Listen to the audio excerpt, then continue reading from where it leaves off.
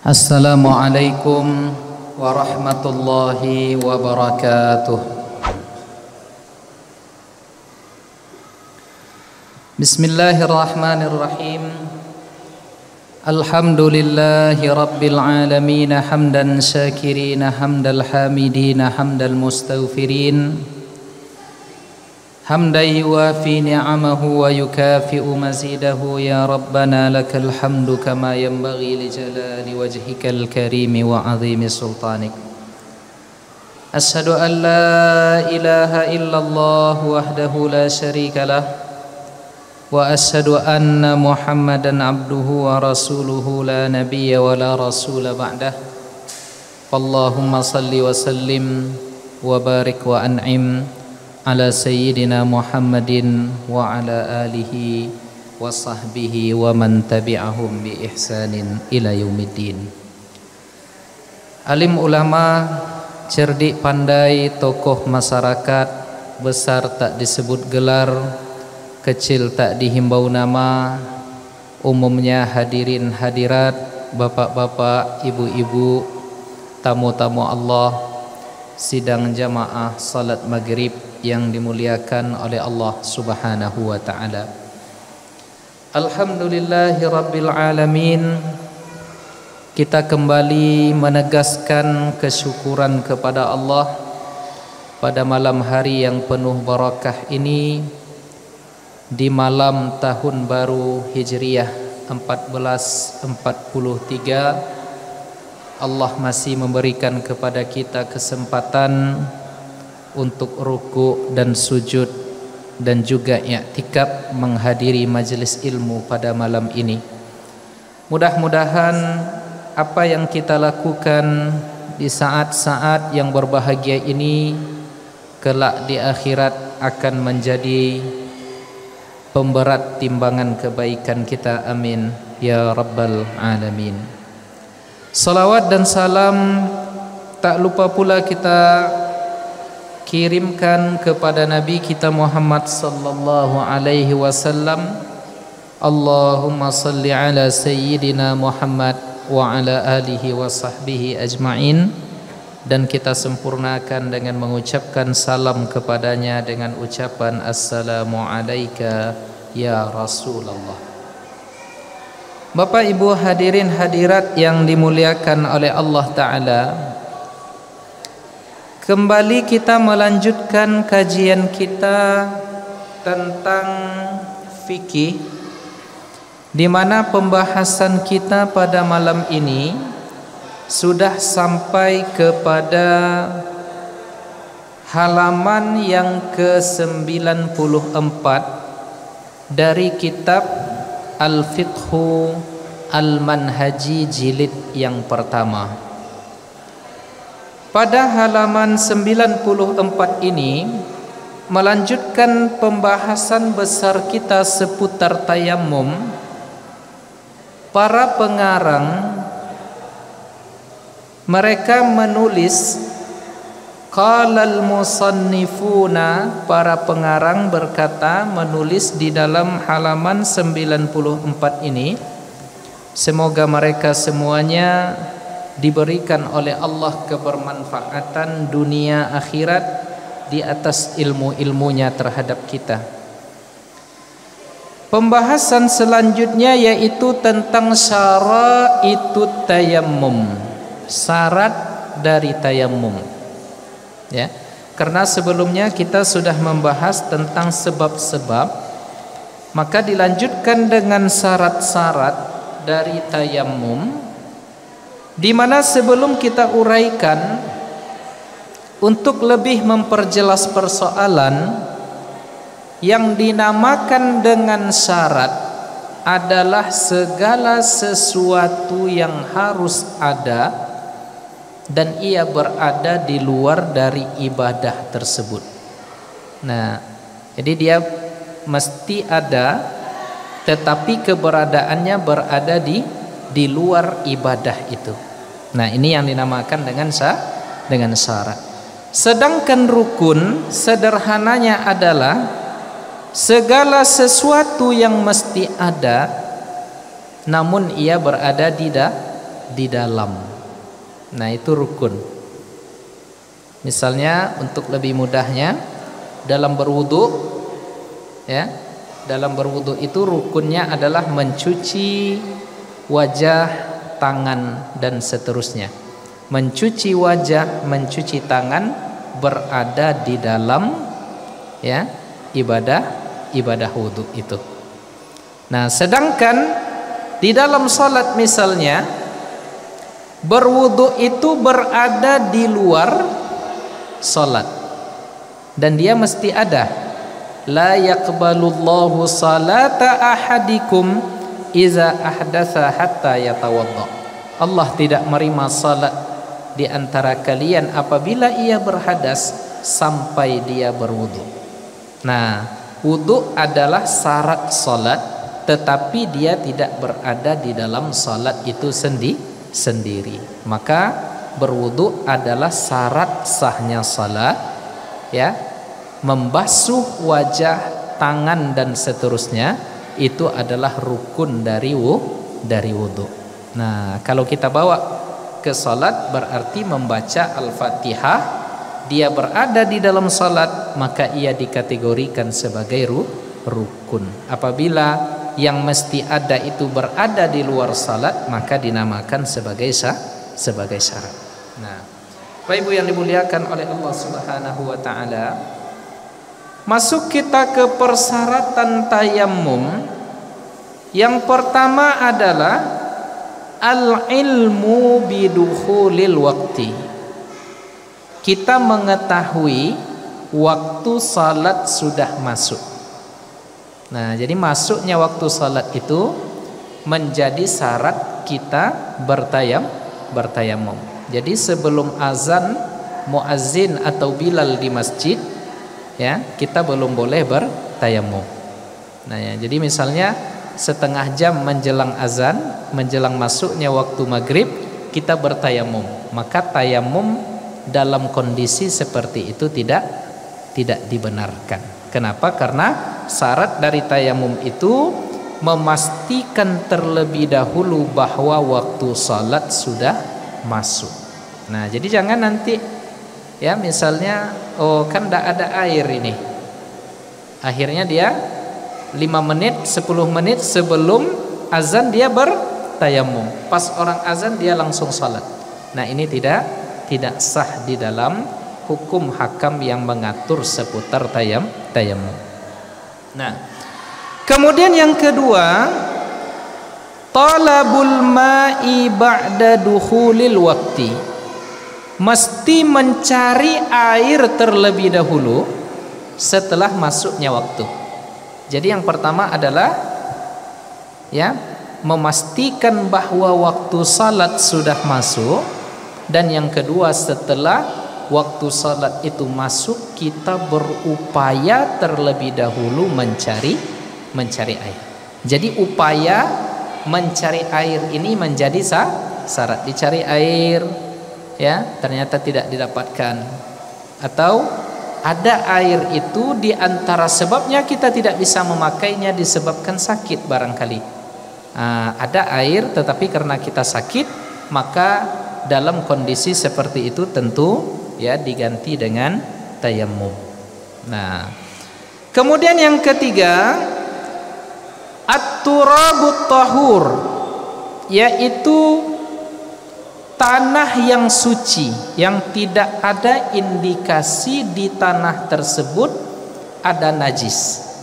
Nah, maka untuk memastikan tanah itu suci, cukup dengan mencari salah satu dari 3 perkara. Yang pertama, tidak ada rasa. Yang kedua, tidak ada bau. Yang ketiga, tidak ada warna.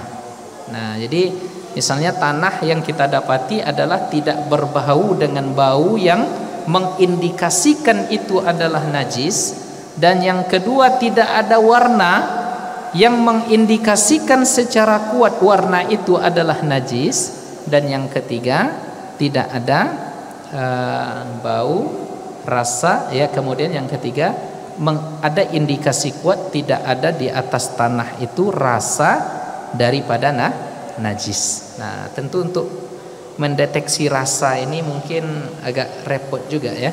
Tidak mungkin pula kita maaf cakap kita jilat, kita rasakan, tidak ya. Tetapi ketika kita lihat ya dari yang 3 itu tidak ada indikasi salah satu dari yang 3 itu, maka dikategorikan dia adalah at-turabu at-tahur ya. Tidak ada yaitu apa, at-turabu at-tahur, yaitu tanah yang suci.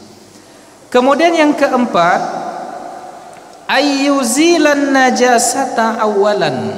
Jadi setelah mendapatkan tanah yang layak dan boleh dijadikan sebagai media untuk tayammum, nah yang keempat yang harus kita lakukan adalah menghilangkan segala najis yang melekat di tubuh ataupun yang melekat di pakaian kita terlebih dahulu.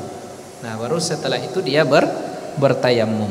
Nah, jadi pasti misalnya ada kotoran ya yang menempel di kaki, maka hilangkan kotoran itu terlebih dahulu. Jika tidak ada air, karena tidak ada air tentunya, maka bisa dihilangkan dengan batu atau benda-benda kesat lainnya yang bisa menghilangkan asaron najasah, bekas dari najis. Sekalipun mungkin ya baunya tidak hilang secara keseluruhan, tetapi karena kondisi darurat, kondisinya ketika itu diizinkan memakai batu atau memakai benda-benda yang menghirup, yang menghisap atau yang bisa menghilangkan bekasnya, maka kita upayakan terlebih dahulu yang demikian. Misalnya pada zaman sekarang ya, jika tidak ada batu, jika tidak ada semacam dedaunan, bisa kita ganti dengan persediaan tisu. Nah, maka tisu ini penting Bapak Ibu sekalian. Kalau kita misalnya di dalam perjalanan harus sedia juga untuk kehati-hatian tisu ini, karena bisa jadi ya dalam perjalanan jauh kita tidak mendapati air, bisa diganti dengan kita beristinja dengan tisu. Nah, kemudian yang kelima, syarat tayamum itu adalah ayyajtahid fil qiblati qablahu, berupaya terlebih dahulu menghadap kiblat sebelum kita bertayamum. Jadi kita berupaya menghadap kiblat, semampu kita memprediksi arah kita ketika bertayamum itu adalah kiblat. Nah, untuk zaman sekarang insya Allah sudah mudah, karena di dalam Android kita masing-masing sudah ada sepertinya aplikasi yang menentukan kemana arah kiblat. Nah, jadi jika mampu kita lakukan itu, berupaya terlebih dahulu mendapatkan arah kiblat, baru setelah itu kita bertayamum. Tetapi syarat yang terakhir ini, jika kita tidak mampu misalnya, atau memang tidak tahu arah, misalnya tersesat di dalam hutan misalnya, kita tidak bisa memprediksi kemana arah kiblat, maka berupaya beristihad ya sesuai kemampuan kita pada saat itu, kira-kira ini arah kiblat. Nah, maka tidak masalah jika pada kenyataannya, pada realnya kita tidak menghadap kiblat, tetapi berupaya terlebih dahulu. Nah, Bapak Ibu hadirin hadirat yang dimuliakan oleh Allah Subhanahu wa taala. Nah, jadi ini 5 yang mesti kita ingat, yang bisa jadi ya kita dihadapkan kepada kondisi di mana kita mesti bertayamum ketika itu. Nah, kemudian selanjutnya adalah perkara-perkara rukun. Nah, kita udah uraikan tadi perbedaan syarat dengan rukun. Nah, rukun dia berada di dalam.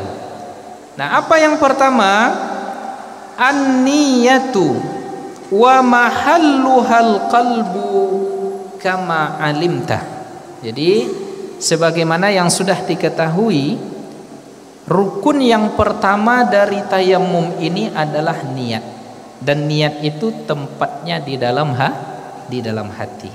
Nah, seperti apa tempat di dalam hati itu? Fayaqsudu fi qalbihi fi'lat tayammum. Jadi saat bertayamum itu, ya, ketika ia mengusap wajahnya, saat itu ada kesengajaan, hatinya mengatakan bahwa yang dia perbuat itu adalah tayamum. Nah, biasanya kan begitu Bapak Ibu ya. Ketika kita berwudu, saat kita mengusap, ya, membasuh wajah itu, pada saat itu hadir di dalam hati kita menyatakan bahwa apa yang kita buat ini adalah wudu. Ada enggak Pak hadir itu? Ada biasanya ya. Jadi apa yang kita lakukan ini adalah wudu. Nah, lintasan hati, ya, kehadiran bahasa hati di dalam itu bahwa yang kita lakukan ini adalah wudu, yang kita lakukan ini adalah tayamum, atau yang kita lakukan ini adalah salat, maka itulah yang dimaksud dengan niat.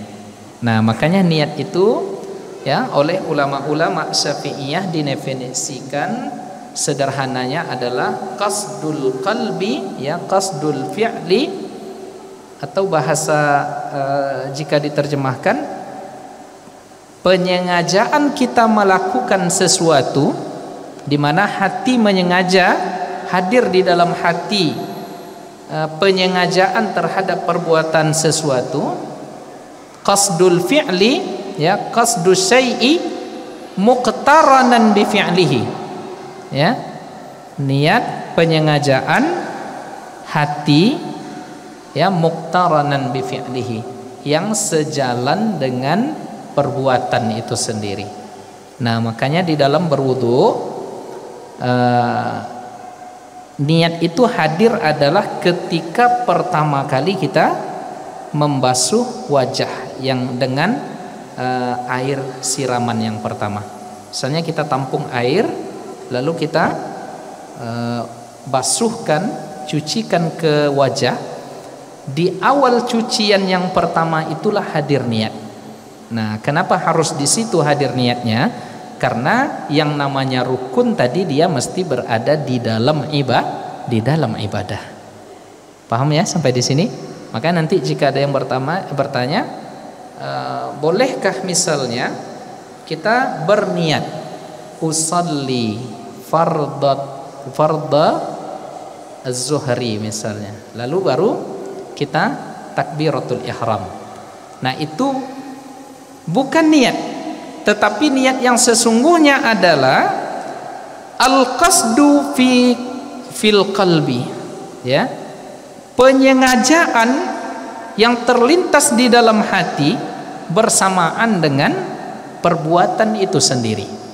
Makanya para ulama kita di dalam fikih mazhab Syafi'i membuat aturan niat itu harus dihadirkan antara, kalau di dalam salat Allahu Akbar, antara alif sampai ra yang terakhir itu. Nah, dalam rentang Allahu Akbar itulah harus ada, ya, semacam penyengajaan hadir di dalam hati kita bahwa yang kita lakukan ini adalah salat. Nah, Allah hadir ya, Allahu Akbar hadir bahwa yang kita buat ini adalah salat. Nah, begitu juga ketika berwudu, ya, ketika berwudu di saat siraman yang pertama ke wajah, hadirlah niat di situ, hadirkan niat kita di sana. Nah, begitu juga dengan tayamum, ya, saat pertama kali kita mengusap wajah, di saat itulah hadir niat. Tapi sebelum itu diuraikan di sini, ya, tempat dari niat itu adalah di hati, ya. Nah, lalu apa?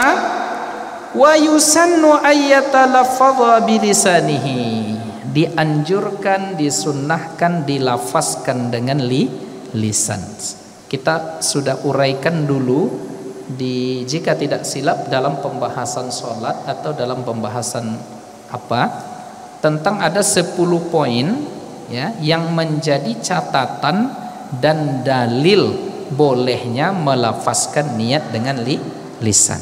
Nah, karena ada sebagian kecil sesungguhnya yang menganggap melafazkan niat ini bid'ah. Sudah kita jawab dulu dengan 10 poin plus dalil tentang bolehnya kita melafazkan niat tadi. Maka disimpulkan di dalam mazhab Syafi'i, di dalam kitab ini ditulis oleh para pengarang, wa yusannu, disunnahkan dilafazkan dengan lisannya dengan ucapan nawaitus tibahatas shalah, saya niatkan apa yang saya lakukan ini dalam tanda kutip tayammum dalam rangka istibahatas shalah, dalam rangka supaya salat ini boleh atau sah. Atau boleh juga nawaitu fardhas shalah au naflaha. Boleh juga kita ketika berniat mengucapkan niat itu dengan lisan kita, boleh kita ucapkan saya meniatkan dengan tayammum ini untuk melaksanakan fardu salat atau dalam melaksanakan salat sunnah. Wa nahwu zalika mimma yaksudu fi'lah, dan redaksi-redaksi bahasa-bahasa lain yang kita gunakan yang pada prinsipnya di dalam redaksi itu, di dalam kalimat itu terkandung unsur niat untuk kebolehan kita melaksanakan salat. Nah, Bapak Ibu yang dimuliakan oleh Allah, lalu di sini ada poin penting. Fa idza nawastibahatal fardhi, apabila dia bertayammum dalam rangka supaya sah dia melaksanakan salat fardu, jaza lahu fi'lun nawafili ma'ah, maka boleh ya pada saat itu dia melaksanakan salat-salat sunnah bersamaan dengan tayammum salat fardu tadi. Nah, nanti kita uraikan terlebih detail ya. Kemudian poin yang kedua yang menjadi rukun di dalam tayammum tadi selanjutnya adalah mashu wajhihi wa yadayhi ilal mirfaqaini bi darbataini. Jadi mengusap wajah dan kedua tangan sampai ke siku. Jadi dalam mazhab Syafi'i tayammum itu adalah mengusap wajah dan ya usap lagi ya tepukkan lagi ke tanah, kemudian diusap sampai ke siku. Nah, jadi bukan sampai pergelangan tangan. Jadi dalam mazhab Syafi'i ya tetap sampai ke siku. Nah, dengan 2 kali pukulan ke tanah. Jadi maksudnya apa? Untuk wajah sekali ya, dan setelah itu setelah wajah jangan langsung ke tangan, tetapi kembali letakkan tangan itu ya ke tanah, baru ya tangan sampai ke siku. Nah, seperti apa teknisnya disebutkan di sini, wazalika, yang demikian itu bi ayyadriba bi kaffaihi 'ala turab ya. Contohnya dia memukul, maksudnya di sini meletakkan kedua telapak tangannya ke tanah ya, allazi lahu ghubar, tanah yang ada debunya ya, wa yamsahu bihi ma jami'a wajhihi, lalu setelah itu diusapkan ke seluruh permukaan wajahnya. Lalu setelah itu katanya di sini wa yadribu bi yadayhi saniyatan 'ala turab. Lalu yang kedua, dia letakkan kembali, ia pukul kembali tanah itu dengan pukulan yang ringan. Maksudnya gini, jangan pula dia empas-empaskan begini ya. Nah, jadi cukup letakkan ya, ditekan. Nah, wa yamsahu bihi ma yadayhi ilal mirfaqaini. Lalu setelah itu ya yamsahu biyadihil yusra yadahul yumna, didahulukan ya mengusap tangan kanan dengan tangan kiri ya, setelah itu baru tangan kanan mengusap tangan kiri masing-masing sampai ke ke siku. Itulah yang menjadi dalil. Itulah yang menjadi rukun. Dari mana dalilnya? Dalilnya adalah hadis riwayat Imam Ad-Daruqutni, ya, pada juz 1 nomor hadis yang ke 256.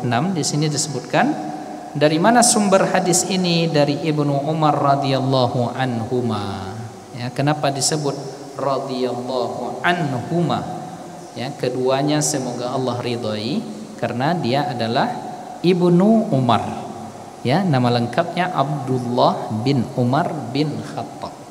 Nah, maka kalau didoakan radhiyallahu anhuma, semoga Allah ridha kepada keduanya. Siapa dia? Bab, anak dan ayah. Anaknya Abdullah bin Umar, ayahnya adalah Umar bin Khattab radhiyallahu anhuma. Nah, bersumber dari Abdullah bin Umar radhiyallahu anhuma, anin Nabi sallallahu alaihi wasallam, dari Nabi Muhammad sallallahu alaihi wasallam, ia bersabda, at-tayammumu darbatan. Tayammum itu 2 kali tepukan ringan ke tanah. Darbatun lil wajhi, yang pertama untuk wajah, wa darbatun lil yadaini ilal mirfaqaini, dan ya, yang kedua diperuntukkan untuk mengusap kedua tangan masing-masingnya sampai ke siku. Nah, inilah yang menjadi dalil, ya, di dalam mazhab Syafi'i. Sekali lagi kita ulang bahwa mengusap tadi tidak sampai telapak tangan saja, pergelangan tangan saja, tetapi harus sampai kepada siku, ya, masing-masing kita. Nah, lalu disebutkan di sini, wa yastau'ibul udwa bil mashi, hendaklah seluruh anggota yang diusap tadi penuh sempurna diusap. Fa iza kana fi yadihi khatamun, lalu jika ternyata di jari jemari kita ada cincin, maka mesti dibuka cincin itu, ya. Supaya apa?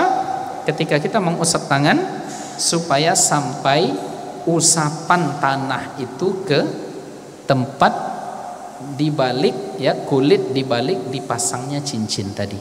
Nah, jadi memang dalam mazhab Syafi'i, ya, lebih agak hati-hati sedikit, ya, dalam wudu dan dalam tayamum. Di salah satu mazhab itu tidak mesti cincin tadi dibuka, ya, cukup ketika berwudu cukup disiram saja, tanpa, jika ternyata masuk airnya ke dalam cincin itu juga tidak masalah. Tetapi di dalam mazhab Syafi'i ini dikategorikan sebagai rukun. Nah, artinya jika tidak sampai ke sebalik cincin itu usapan kita, maka beralamatlah tayamum kita dianggap batal. Nah, Pak Ibu, hadirin hadirat yang dimuliakan oleh Allah Subhanahu wa taala. Lalu poin yang ketiga, ya, poin yang ketiga di dalam rukun tayamum tadi, at-tartibu ala hadza syakli alladzi dzakarna, ya, harus berurutan dalam bentuk yang sudah kita sebutkan tadi. Kenapa demikian? Ya, tartib ini maknanya adalah kita memulai seperti apa Allah berikan tuntunan kepada kita. Jika Allah menyebut cucilah atau usaplah wajahmu, maka kita mulai dari wajah. Jadi jangan dibolak-balik. Nah, kenapa demikian? Li'anna tayammuma badalun anil wudu. Ya, karena tayammum itu adalah ganti daripada berwudu. Tayammum ganti daripada berwudu. Wa tartibu ruknun fil wudu, sedangkan tartib adalah rukun di dalam wudu sebagaimana yang sudah kita sebutkan. Maka tartib ini pula, ya, tartib ini juga menjadi rukun di penggantinya, ya, Karena tayamum itu adalah ganti dari wudu, maka tertib adalah rukun dari wudu, maka otomatis karena tayamum ini pengganti wudu, tertib juga adalah bagian dari rukun tayamum jadinya. Nah, jadi itulah rukun yang mesti ada terpenuhi di dalam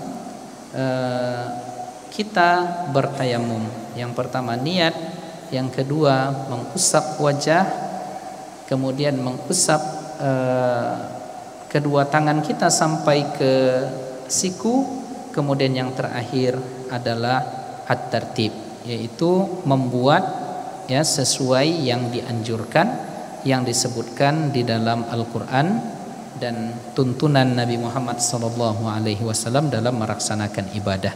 Jadi artinya kita memulai dari mana Allah mulai.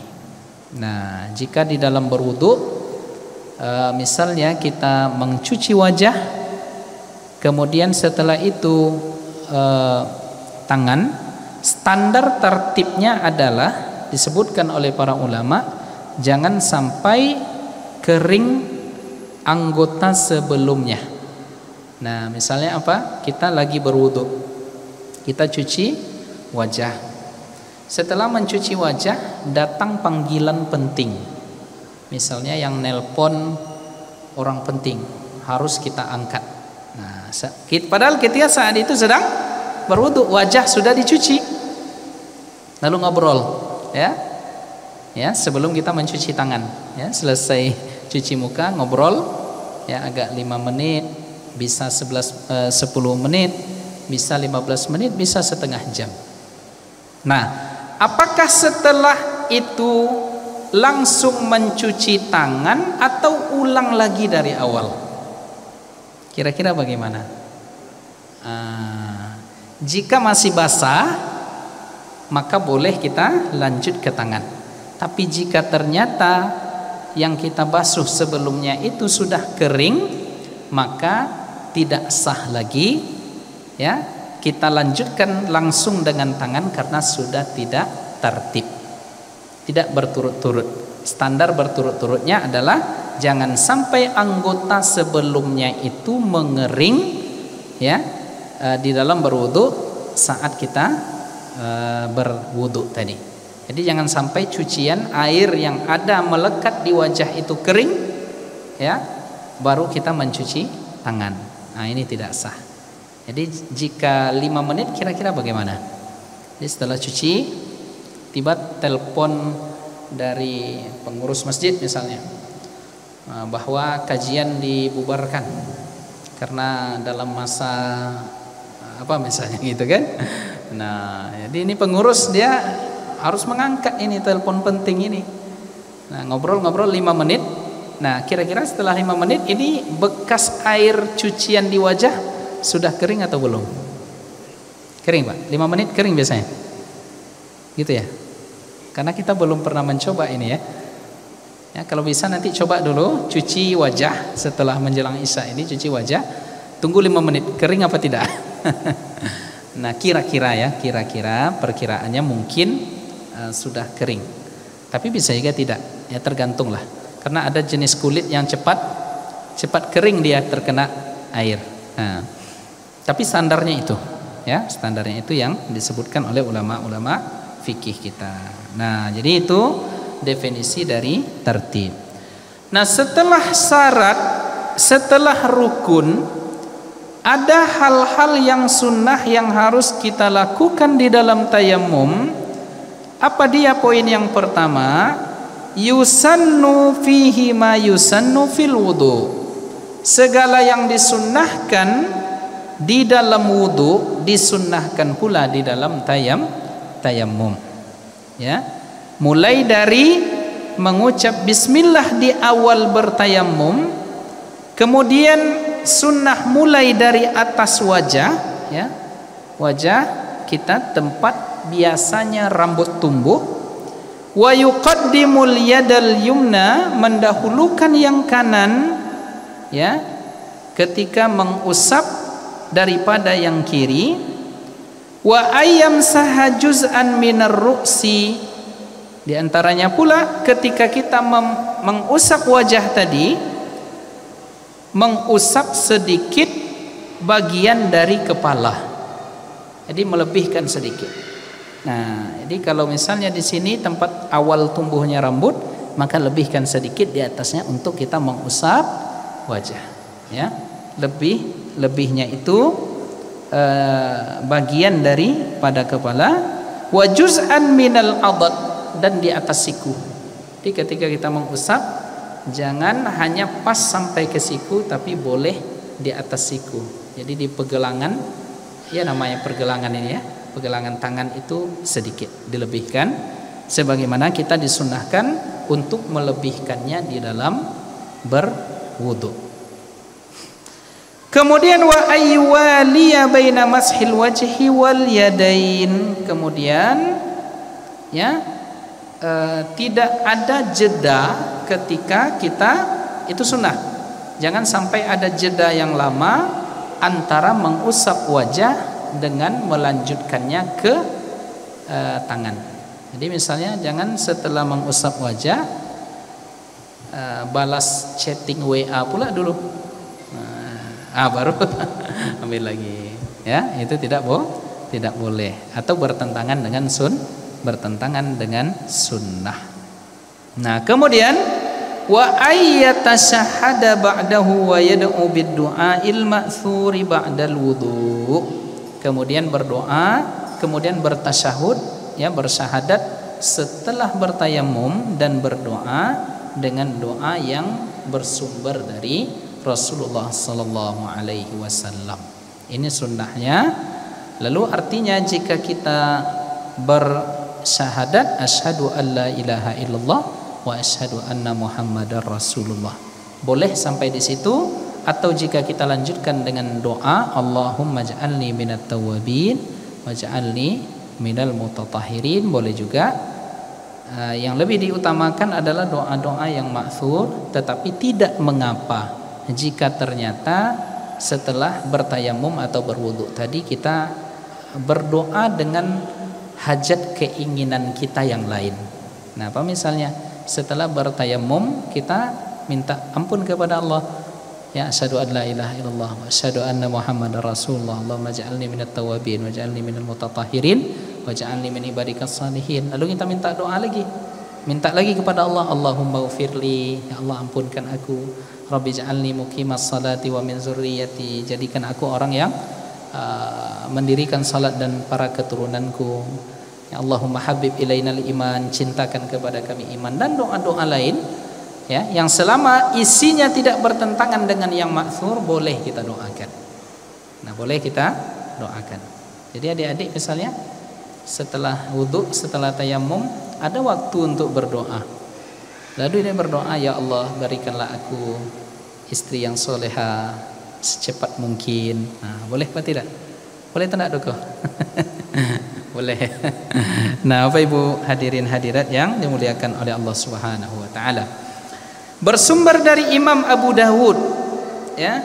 Imam Abu Dawud ini adalah salah seorang ahli hadis, ya, yang di dalam kitabnya ia cantumkan hadis-hadis ya Nabi Muhammad sallallahu alaihi wasallam, di mana ia mengatakan segala hadis-hadisku ini mana yang aku tidak komentari, berarti hadis-hadis yang ada di dalam kitabnya ini adalah fahuwa salih, boleh diamalkan, berarti sah dijadikan sebagai hujjah. Jadi hadis-hadis dari Sunan Abu Dawud sah dijadikan hujjah. Bersumber dari Ammar bin Yasir, ya. Yasir adalah keluarga, Yasir adalah kepala keluarga. Istrinya bernama Sumayyah, di antara anaknya bernama Yasir. Ya, keluarga yang pertama kali syahid di dalam Islam. Siapa dia? Sumayyah, ibu dari Ammar ini, kemudian ayahnya Yasir.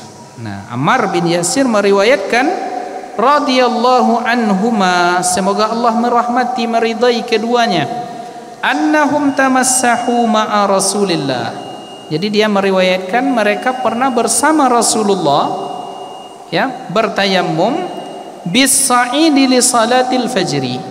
Ya, untuk mereka bertayammum dengan debu yang suci, dengan tanah yang suci untuk salat subuh. Lalu apa yang mereka lakukan? Fadarabu bi'akkuffihim as-sa'ida thumma masahu wujuhahum mashatan wahidah. Lalu kedua tangan mereka sentuhkan, mereka tekan ke tanah, lalu mereka usap wajahnya. Summa adu, kemudian sekali lagi mereka lakukan yang demikian tadi. Setelahnya mereka mengusap tangan sampai ke ya siku-siku mereka dan lebih sedikit. Nah, jadi itu yang dilakukan oleh Rasulullah sallallahu alaihi wasallam dan para sahabat. Jadi ada dalil tentang kesunahan melebihkan batas yang minimal ditetapkan sebagai rukun, dilebihkan sedikit. Nah, di antara hikmahnya adalah bekas-bekas wudu, bekas-bekas tayamum itu nanti akan bersinar menjadi terang benderang di hari akhirat. Pada saat itulah Rasulullah di antaranya mudah mengenali umatnya, karena bekas wudhu mereka itu menyebar-nyebar, bersinar-sinar, berkilat-kilatan sehingga nampak cahayanya oleh Rasulullah sallallahu alaihi wasallam. Nah, kemudian ya terakhir tafriqul asabi' inda darbi 'ala turab. Jadi ketika kita menekan kedua tangan kita ini ke tanah, itu jari jemari kita itu jangan dirapat tetapi direnggangkan. Jadi begitu. Supaya tanah itu maksimal ya tersentuh dengan seluruh jari jemari kita. Nah, kemudian yang ketiga, yang terakhir takhfifut turab. Jadi ketika kita meletakkan kedua tangan kita di tanah, kita mesti setelahnya takhfifut turab, meringankan tanah yang melekat di tangan tadi. Dalam rangka apa? Dengan tujuan, dengan seperti apa caranya? Binafdil kafain, bisa dengan diginikan sedikit supaya tanahnya tidak terlalu tebal ya, atau awin nafhi fihima, atau dihembus gitu ya, supaya ya, misalnya tanahnya kontur tanahnya agak sedikit padat misalnya ketika kita dan dia hitam. Nah, itu kalau diusapkan nanti bisa menghitam wajah.